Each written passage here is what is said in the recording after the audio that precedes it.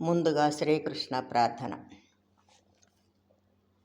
వసుదేవసుతం దేవం కంసచాణూరమర్దనం దేవకీ పరమానందం కృష్ణం వందే జగద్గురుం. శ్రీకృష్ణం వందే జగద్గురుం.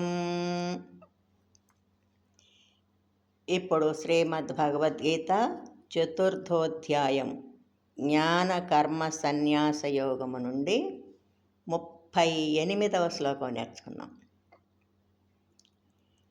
Now we will learn Srimad Bhagavad Gita chapter 4 జ్ఞాన కర్మ సన్యాస యోగ 38th శ్లోక. నహి జ్ఞానేన సదృశం నహి జ్ఞానేన సదృశం పవిత్రమిహ విద్యతే పవిత్రమిహ విద్యతే. తత్స్వయం యోగ సంసిద్ధః తత్స్వయం యోగ సంసిద్ధః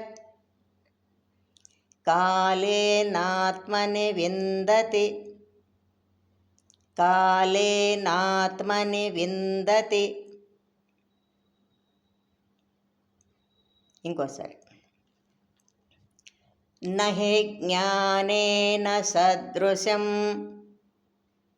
నహి జ్ఞానేన సదృశం పవిత్రమిహ విద్యతే పవిత్రమిహ విద్యతే. తత్స్వయం యోగ సంసిద్ధః తత్స్వయం యోగ సంసిద్ధః కాలేనాత్మని విందతి కాలేనాత్మని విందతి. Now full line.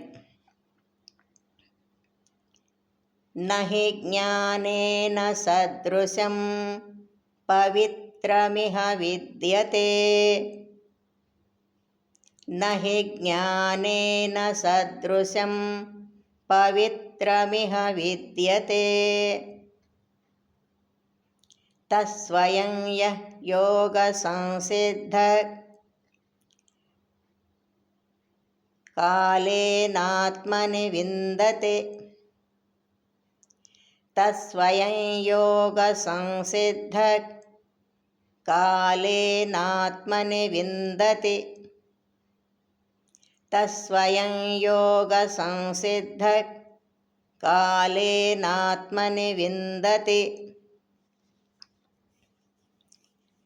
Now full శ్లోక. నహి జ్ఞానేన సదృశం పవిత్రమిహ విద్యతే తత్స్వయం యోగ సంసిద్ధః కాలేనాత్మని విందతి నహి జ్ఞానేన సదృశం పవిత్రమిహ విద్యతే తత్స్వయం యోగ సంసిద్ధః కాలేనాత్మని విందతి. జై శ్రీకృష్ణ. శ్రద్ధగా నేర్చుకొని రోజు పాడుకుందాం. Let's learn diligently and Singh daily. జై శ్రీకృష్ణ.